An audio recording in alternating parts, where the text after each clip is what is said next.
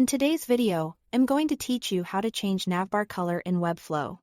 To get started, open your project in Webflow and head to the page where your navbar is located. We're going to look at two common color changes: setting the default color of the navbar itself, and creating a hover effect for the navigation links.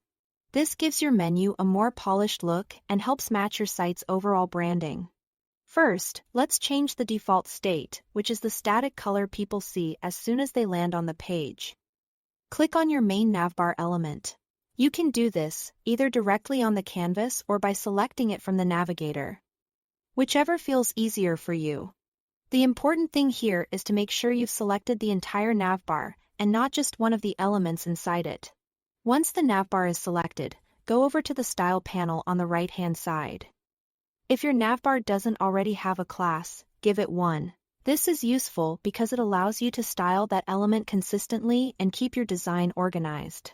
After that, scroll down until you find the background section. This is where you can control the background appearance of the selected element. Now click the color swatch to open the color picker. From here, choose the default color you want for your navbar. As you adjust the color, you should see the change update right away on the page, which makes it easy to test different looks and decide what works best with your layout. Next, let's create a hover state for the individual navigation links.